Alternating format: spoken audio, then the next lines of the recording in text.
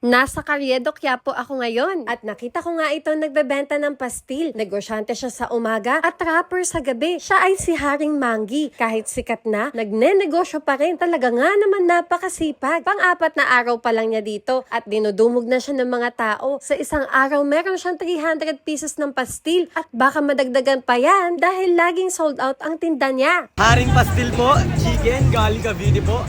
By Haring Manggi. Wow! Magkano po yung isa? 100 lang po ang isa. Sige nga po pa-order ng isa. Yeah. Gano'n ba kasarap yung pastil mo? Ay, linamnam ka po sa linamnam nito. Ay, lupaypay ka po. Ay, Lupaypay, talaga. Lupahipay ha? Lupaypay ka sa linamnam-nam-nam. Magkano ang presyo dyan? 100 lang. 100 lang. Marami naman. Opo, talaga namang good for one. Pag sexy ako kumakain, pwede sa dalawang sexy kasi yung mga sexy, konti lang yung kumain eh. Kaya sa dalawa yan. Eh paano pagka-vlogger?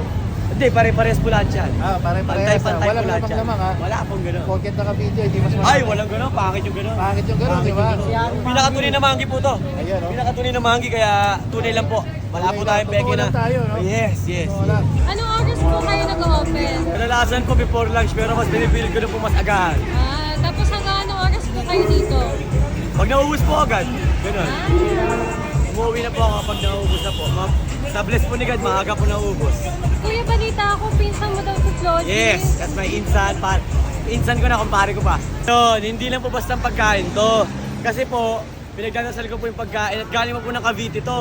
Tapos binabiyahe ko pa rito. At sobrang positibo po na enerhiya pagka binibigay ko yung pagkain. Kaya yung mga bumibili po, lumalakas po sila, sumasaya. Siyempre, positive energy po yung pinasa ko. Pero yung iba, makikita nyo pag binigyan kayo ng pagkain nakaganto. Baka si Haring Manggi po hindi. Ganito, may bas-bas pa to, lupay-pay ka sa linamnam. Ganon. So guys, tikman na natin tong chicken pastil ni Haring Manggi.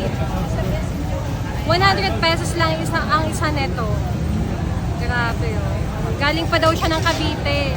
Tapos andito siya kapag before lunch, andito na siya hanggang sa maubos yung paninda niya. Tikman natin to.